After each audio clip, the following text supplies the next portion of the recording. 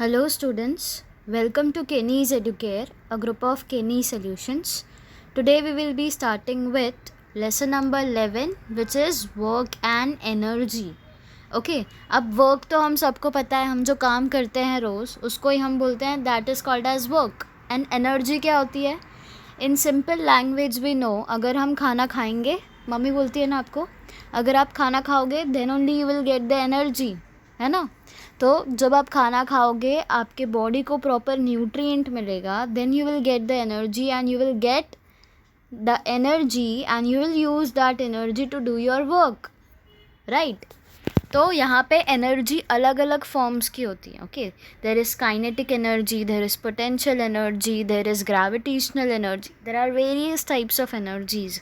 Okay, so you will be coming to know some of the energies in this lesson and you will come to know what type of work do you perform. अभी अगर आप एक book को यहाँ से एक जगह से दूसरी जगह रखते हो ना, then also you are applying some of the force and आप बोल सकते हो कि work is done.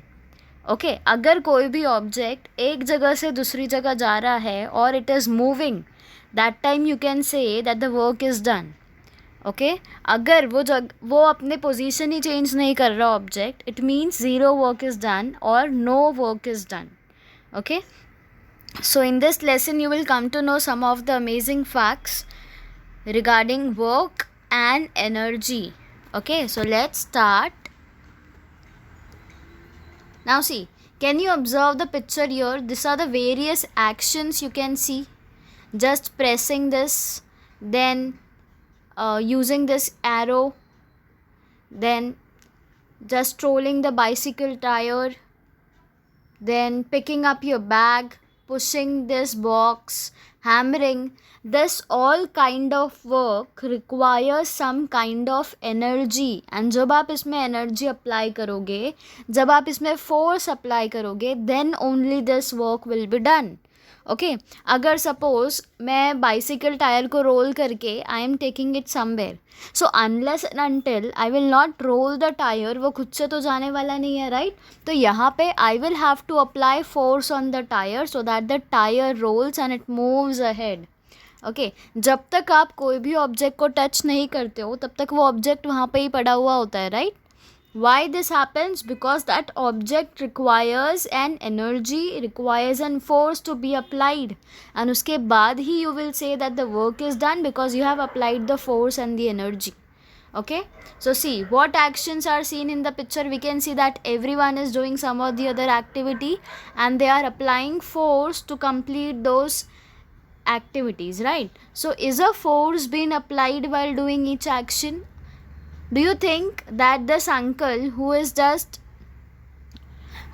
taken the wooden bark of the tree on his shoulder is applying any kind of force, or the girl who is pushing the box, is she applying some kind of force, or the uncle who is hammering, is he applying some kind of force? है ना, because unless and until they will not apply force, जो वो काम कर रहे हैं वो complete होना ही नहीं है. So here you will say that in every activity that is shown here, force is being applied.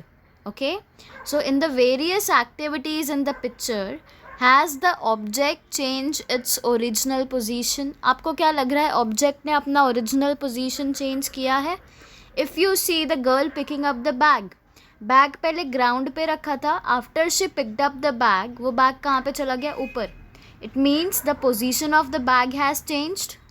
अब ये टायर की बात आ रही है, रोलिंग टायर की.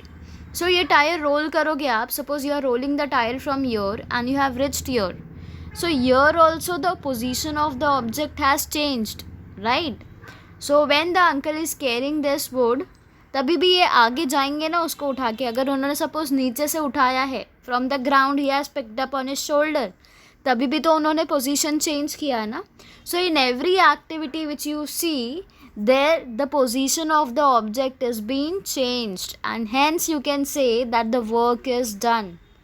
Okay, so in the above pictures we see that the position of the sum of the object has changed, that is this object are displaced. Displaced होना मतलब उनकी place change होना. Okay अगर अगर आपको teacher आपकी place change करती है स्कूल में, तो व्हाट यू विल से, the teacher has displaced your place. It means आपकी जगह चेंज कर दी गई है. Okay, so when an object is displaced by applying a force on it, work is said to be done. मतलब अगर आप कोई भी ऑब्जेक्ट को एक जगह से दूसरी जगह लेके जा रहे हो या उसकी जगह चेंज कर रहे हो, उस पर फोर्स लगा के, by applying a force. Now we saw कि हर एक एक्टिविटी में फोर्स अप्लाई किया गया है एंड साथ ही साथ ऑब्जेक्ट भी डिस्प्लेस हो रहा है. तो जब ऑब्जेक्ट डिस्प्लेस हो रहा है एंड फोर्स अप्लाई किया जा रहा है, it means you will say that work is done. Okay, I hope you have understood. आप कब बोलोगे कि काम किया है आपने? जब आपने ऑब्जेक्ट की जगह चेंज की है उस पर फोर्स अप्लाई करके. Okay, then you will say that the work is done. Now see, work, there are various types of work you can do this. Tie a string to an empty box as shown in the picture. एक empty box लेना, उस पर धागा लगाना, string. Okay, now pull the box through a distance of 10 meters along a straight line. अभी आपको वो box को pull करना है 10 meters तक and वो भी straight line में. Okay, आपने ये एक बार कर लिया. Now दूसरी बार आपको क्या करना है? पहली बार में आपने empty box लिया है, अब दूसरी बार में उसके अंदर आपको 10 से 20 बुक्स रखनी है वो बॉक्स के अंदर. एंड अब आप उसको 10 मीटर्स मतलब सेम डिस्टेंस तक उसको खींच के लाना है. what will be your experience when you will do this? Because आपने उसके अंदर बुक्स ऐड कर दी है, बिकॉज बॉक्स के अंदर अब वेट हो गया है, तो आपको वो बॉक्स को पुल करने में थोड़ा सा और ज़्यादा फोर्स लगाना पड़ा होगा ना. बिकॉज जब वो बॉक्स ईजी होगा तब आपके लिए बहुत ईजीली आपने उसको खींच लिया होगा. But when you will add books into it, what will happen?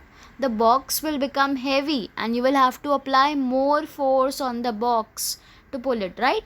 So now pull this loaded box through a straight distance of 20 meters. And when did you feel that more work was done?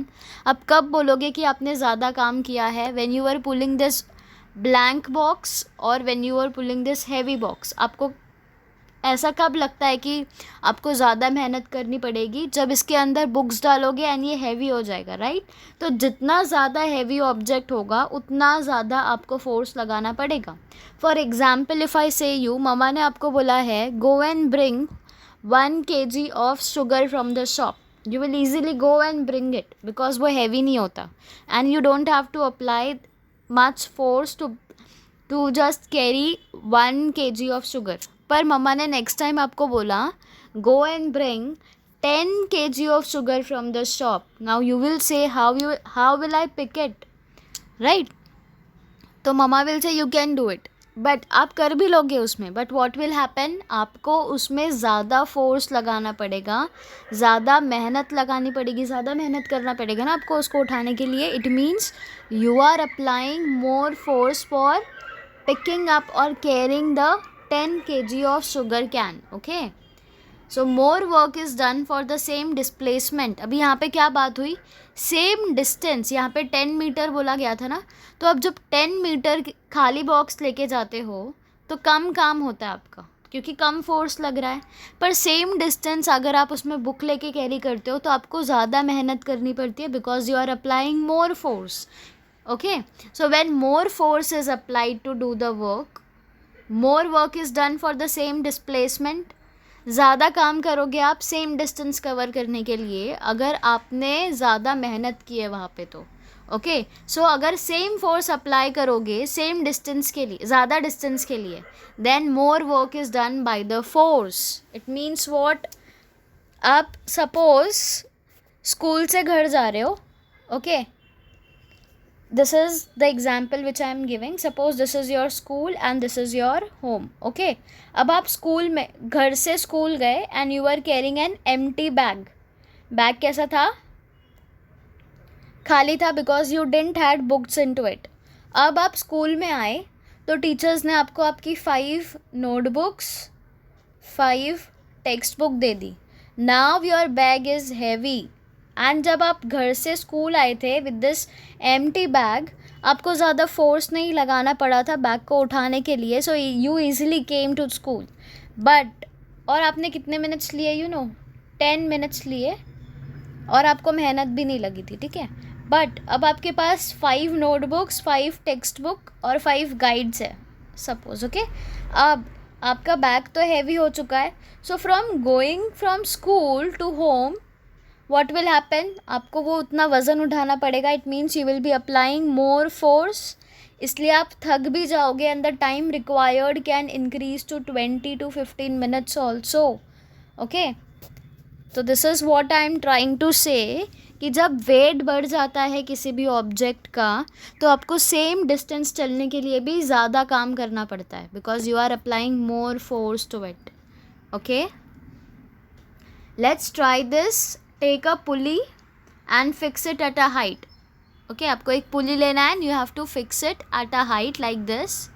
उसके बाद tie a load of 2 kilogram at one end. 2 kg का कुछ भी आपको tie करना है pulley से. Now hold the other end of the string and pull it downward to lift the load. अब ये जो पुली था उससे आपको एक थ्रेड ऐसे आपके हाथ में लेना है, उसको नीचे खींचना है और आपको देखना है लोड कैसा है. Now first up to a height of 1 metre and then up to a height of 4 metres. ठीक है, पहले आपको 1 मीटर तक खींचना है एंड देन 4 मीटर्स तक. And when is the more work done according to you. आपको क्या लगता है ज़्यादा काम कब लगेगा?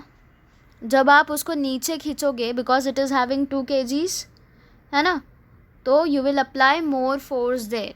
सो when the applied force is same, more work is done when there is greater displacement. greater displacement मतलब पहले आपने 2 मीटर का ही डिस्टेंस ट्रैवल किया, अब आप नेक्स्ट टाइम आप 4 मीटर्स का डिस्टेंस ट्रैवल कर रहे हो. इसका मतलब डिस्प्लेसमेंट ज़्यादा है तो आपको ज़्यादा काम करना पड़ेगा पर सेम फोर्स अप्लाई करके. ओके, सपोज अभी I am giving you one example here. Same example I will give you. This is your school and this is your home. And suppose अब आप घर से next day you are carrying 5 textbooks and 5 notebooks. okay, अब क्या करना है आपको? अब मम्मा ने आपको बोला है स्कूल से आते हुए जस्ट विजिट द मार्केट एक बार जाना, कुछ काम कर लेना and then you come home. Okay, तो यहाँ पे आपने डिस्प्लेसमेंट आपकी ज़्यादा हो गई, आपने जगह ज़्यादा ट्रैवल किया. सो पहले आप मार्केट गए, फिर मार्केट से घर गए and you are carrying the same bag. तो आप फोर्स तो है सेम अप्लाई कर रहे हो पर आप डिस्टेंस ज़्यादा ट्रैवल कर रहे हो तो आपको ज़्यादा काम करना पड़ेगा. Okay, I hope you have understood what I am trying to से.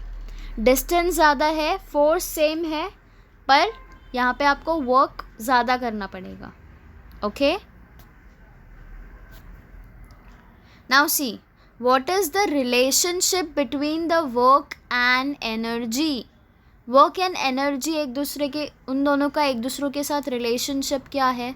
सी, the boy in the picture has applied a force on the toy car. Yes, he is applying the force on the toy car, जिसके वजह से क्या होगा? The toy car will move forward and work has been done because the force applied to the car has caused displacement. आप ऐसे क्यों बोल सकते हो कि इधर वर्क डन हुआ है? Why? Because the boy is applying force on the toy car. अब ये toy car will move forward. तो initially the toy car, suppose it was here, and when the boy has applied some kind of force, toy car का क्या होगा? The toy car will move ahead. So you can से, because यहाँ पे car का position जो है वो चेंज हुआ है, you can say that the work has been done. Okay, so in other words, transformation of the boys energy into work has taken place through the applied force. इसका मतलब जो boy है उसने अपनी एनर्जी को work में transform किया है, बिकॉज अगर वो अपनी एनर्जी यूज़ नहीं करता तो काम नहीं होता, right? So another example is run around the ground with your friends and can your friends run as many rounds as you can. yes, अभी आप एक एक्टिविटी करना अपने फ्रेंड्स के साथ, आप जहाँ पे प्लेग्राउंड पे खेलते हो ना, भागना, एंड यू विल सी कि धीरे धीरे क्या होगा, कुछ लोग पहले ही थक जाएंगे एंड कुछ लोग बाद में थकेंगे, right? So you have to check that do all the friends have the same capacity for running. You will see and you will tell me the answer as no. Okay, so your friends will complete either more or less rounds than the number of rounds you complete. Suppose आपने 10 rounds complete किए, आपके कुछ ऐसे friends होंगे जो 5 ही कर पाएंगे, कुछ ऐसे होंगे जो 11-12 करेंगे. Okay, so the number of rounds will not be the same, and some will get tired on completing 2 rounds, while others will get tired on completing 3 to 4 rounds. Okay, this will happen. Okay, so that is to say each one's capacity to complete round is not the same, है ना. सबकी capacity नहीं होती है कि सब लोग ऐसे राउंड ले सके. फिक्स नंबर ऑफ राउंड्स, कोई भी कभी भी थक सकता है. So you can complete only as many rounds as you have the capacity for, है ना. जितनी आप में कैपेसिटी होगी टू टेक राउंड्स और टू रन, उतना ही भाग सकते हो, right. So your the capacity to do work is called as energy. आपके पास कितनी एनर्जी है काम करने के लिए, कितनी कैपेसिटी है, आप कितना काम कर सकते हो, that is called as energy. अभी आपको जब खेलना होता है तो ममा टेल्स यू नो, अभी आप स्कूल से आए हो, अभी आप थक गए होगे, now you take rest. What you say mama, नहीं mama I have the energy, I can play, है ना. It means you have the capacity to do the work. Okay, so unless and until you are having the capacity to do work, you will say that you have the energy. ठीक है.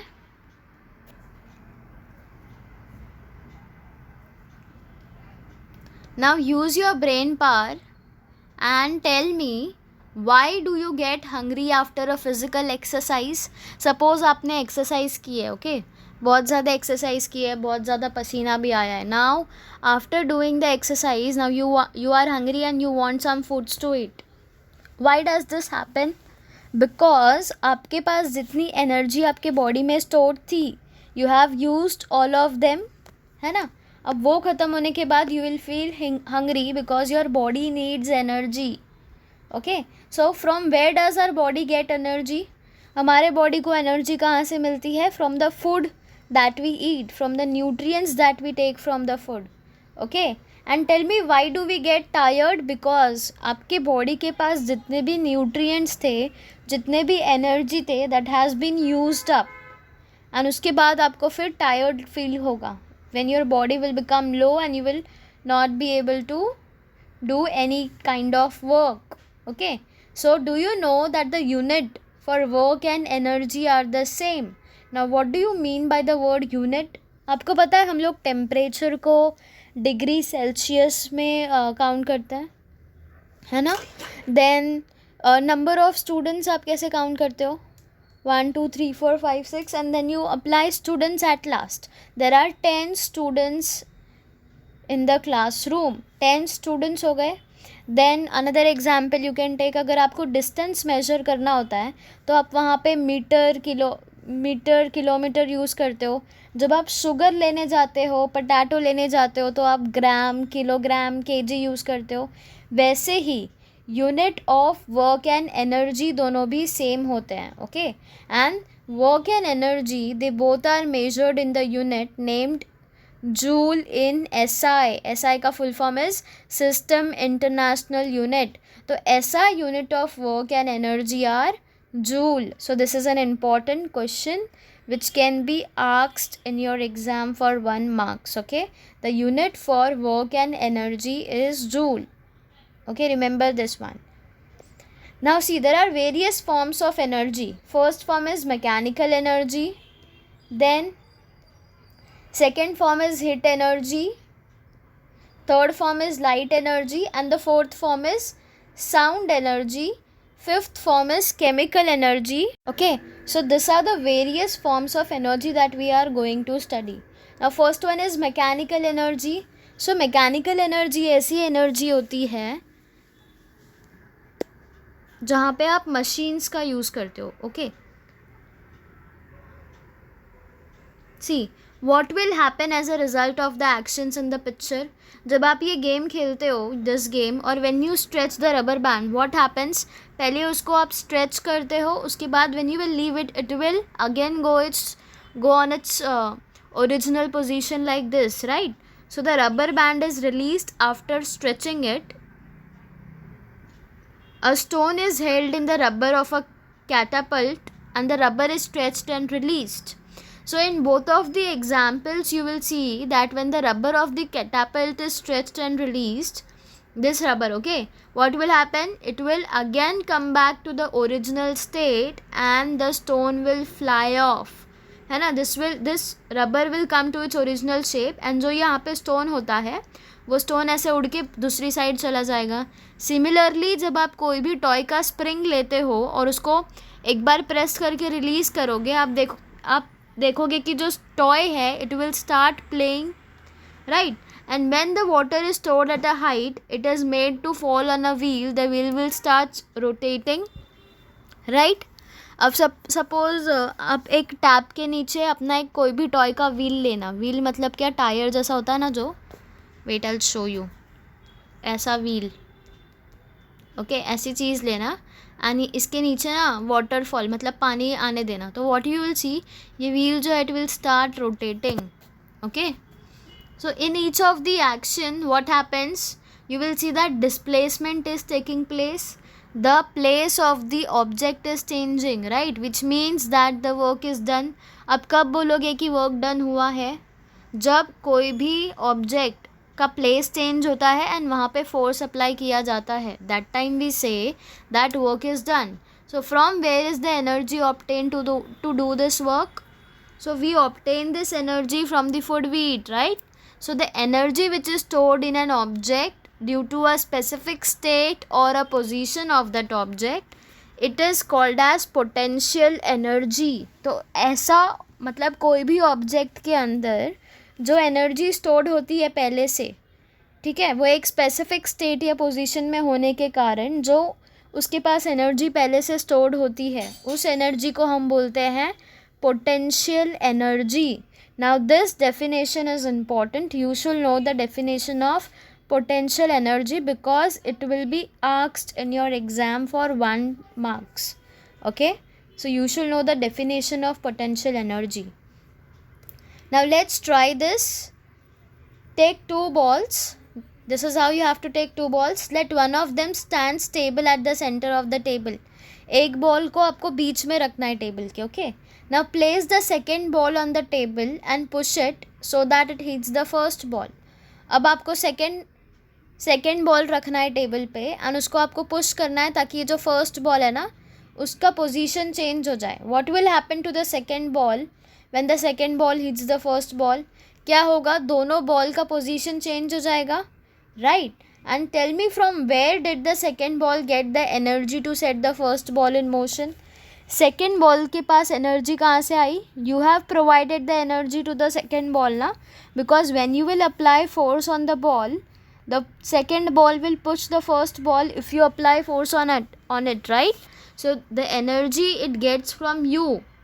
So that is the kinetic energy, okay. So in the game of marbles, from where does one marble get energy to set another marble in motion? It gets the energy from us. And while playing carom, from where does the striker gets the energy to make the pieces move? Who moves the striker? We, right? So it gets the energy from us. Now see, we give energy to the marble or the striker and set them in motion. So unless and until you will not give them energy, the striker and the marble will not move. Okay, so the energy obtained from motion, तो जो energy पहले से stored होती है कोई भी object के अंदर, उस एनर्जी को हम पोटेंशियल एनर्जी बोलते हैं. बट जो एनर्जी हमें मोशन के वजह से मिलती है उस एनर्जी को हम काइनेटिक एनर्जी बोलते हैं. So the definition for potential energy as well as kinetic energy is important for exam, okay. So the energy which is used for doing mechanical work, mechanical काम करने के लिए आप जो एनर्जी यूज़ करते हो उस एनर्जी को हम बोलते हैं मैकेनिकल एनर्जी, ओके. अब 2 टाइप के मैकेनिकल एनर्जी है. We saw one is potential energy and the second one is kinetic energy. अब पोटेंशियल एनर्जी क्यों मिलता है? Due to position. कोई भी स्पेसिफिक पोजीशन के वजह से अगर ऑब्जेक्ट के पास स्टोर्ड एनर्जी है तो उस एनर्जी को हम पोटेंशियल एनर्जी बोलते हैं, राइट. एंड काइनेटिक एनर्जी ऐसी एनर्जी है जो मोशन के वजह से आती है. And kinetic energy by motion. तो पोटेंशियल एनर्जी आपको पोजीशन के वजह से मिली है एंड काइनेटिक एनर्जी आपको मोशन के वजह से मिला है। Okay, always remember this. Now see, second type of energy is heat energy. So the earth receives the heat in proper quantities from the sun, right? हमको हीट कहाँ से मिलता है? We get the heat from the sun. So that is how an atmospheric temperature which is favorable to the living world is maintained.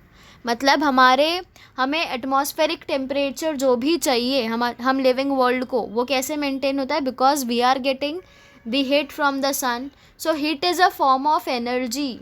What is dash is a form of energy? You should know heat is a form of energy and sunlight contains this heat energy. Which energy the sunlight is having? Sunlight is having the heat energy. And heat कहाँ से produce होता है? Heat is produced by burning of fuels. See, ये gas जलता है ना, उसके बाद हीट जनरेट होता है, राइट? तो हीट कहाँ से प्रोड्यूस होता है? By burning of the fuel. And heat energy आप कहाँ पे यूज़ करते हो? किचन में every day, every time when we cook something we use this heat energy in the kitchen, right? And what is the unit of measuring heat? We measure the heat in the unit of calorie. ठीक है, जैसे potato को KG में करते हैं, okay, then tomato को KG में करते हैं, मिल्क को लीटर में वे करते हैं, वैसे हम हीट को किस में मेजर करते हैं? We measure heat in terms of calories. Always remember, sun के पास एक फॉर्म ऑफ एनर्जी होती है जिसको हम बोलते हैं heat energy. Okay, and heat energy produce कहाँ से होती है? By burning of fuel. Okay, let's try this. You have to take a convex lens and you have to hold it on a sheet of paper in sunlight. Okay, आपको एक convex lens लेना है and आपको paper sheet के ऊपर रखना है जहाँ पे सनलाइट आ रही होगी. Now you have to move the lens in such a way that there is a tiny spot on the spotlight on the paper. Suppose this is the paper, ये आपका कॉन्वेक्स लेंस है, तो आपको paper पे ऐसा light लाना है ताकि एक स्पॉट बने लाइट का. Okay, suppose here, and you have to hold the lens in position for a while. What will happen? You will see that this paper will burn. Okay, because of the heat energy from the sun. Okay, so you can try this experiment by taking the convex lens. Now the third type of energy is the light energy. Okay, so we have learned that plants make their own food with the help of sunlight, है ना? Plants को आप खाना देते नहीं हो, तो plants अपना खाना इसलिए खुद से ही बनाते हैं. And what they use to make their food? They use the sunlight, water and carbon dioxide for making their food. Okay, इसका मतलब क्या है? सन से उसको कौन सा क्या मिलता है? सन से उसको लाइट मिलता है, right? So it means that the light energy, it is transformed into the energy in food. तो light energy से they are making their food, है ना? तो light energy is getting transformed into the energy in food. Plants and animals, they use this food for doing their work, है ना? हम भी plants को खाते हैं. So plants are making their food and they are getting their energy for doing the work, and animals are eating plants and they are getting the energy for doing their work. It means that light is also a form of energy, right? Because plants are using it. So light is also a form of energy. Now fourth type of energy is sound energy. You might have seen that the glass panes of windows crack due to a loud noise.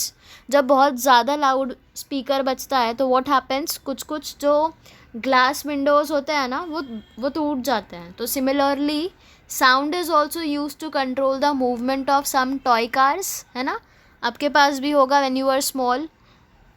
So this means that sound भी कुछ काम कर रहा है ना, and hence we can say that sound is also a form of energy because it is doing work. Okay, now the next type of energy is chemical energy. जब आप लकड़ी जलाते हो ना, when the wood burns we get heat and light, right? जब ठंडी होती है आपको तभी थोड़ा hotness चाहिए होता है ना, that time we burn wood. तो आप ऐसे heat भी मिलता है आपको and you get light also when it will burn, right? So sometime we hear a crackling sound as well. And what makes this sound? What do you think? आपको वो sound क्यों सुनाई देता है? Because of the energy it is having. Okay, So the energy which is stored in the wood, it is emitted in various forms through chemical reaction. जब आप wood को burn करते हो तो because of the various chemical reactions क्या होता है, आपको साउंड सुनाई देता है. And also it is due to the chemical actions in the lead acid battery that electrical energy is produce. ये आपको बैटरी पता है, इन्वर्टर भी हम यूज़ करते हैं, that is also called as battery. तो इसके अंदर भी एक तरह का इलेक्ट्रिकल एनर्जी प्रोड्यूस होता है, बिकॉज ऑफ विच जब लाइट जाती है तो we can use that as an alternative, right. So the energy which is obtain through chemical reaction के वजह से जो एनर्जी आपको मिलती है, उस एनर्जी को हम क्या बोलते हैं, chemical energy. Okay, so all the definitions are important for all the 5 types of energy. Which 5 types of energy did we saw? First energy we saw is mechanical energy. Second type of energy is heat energy, right? Third type of energy is light energy. Fourth type of energy is sound energy, and fifth type of energy is chemical energy. Now use your brain power and you have to tell in which form is energy stored in the plant food. Plant का जो खाना होता है उसमें किस form में energy stored होती है. And how is energy obtained from cooking gas in the form of heat energy, right. So see, mechanical energy, heat, light, sound, chemical and electrical energy, these are the various forms of energy. Okay, so this can be asked for 1 marks. Which are the various forms of energy? So you should write all the names. Okay, now you have to observe and you have to discuss the various appliances which we use, such as fan, lamp, mixer, TV, radio, refrigerator, washing machine, cloth irons. Okay, you have to observe all these appliances and you have to see in which form is the energy which is supplied to them, and उसके बाद वो अपना काम करते हैं. अब अगर आप वॉशिंग मशीन यूज़ कर रहे हो तो जब तक आप उसको इलेक्ट्रिकल एनर्जी नहीं दोगे तब तक वॉशिंग मशीन नहीं चलेगी, राइट. जब तक फ़ैन का आप स्विच ऑन नहीं करोगे तब तक फ़ैन चलेगा नहीं. It means you are providing them the electrical energy, right? Okay, so I hope you have understood all the types of energy that we have covered today. The other remaining types of energy we will cover in the next class. Thank you everyone.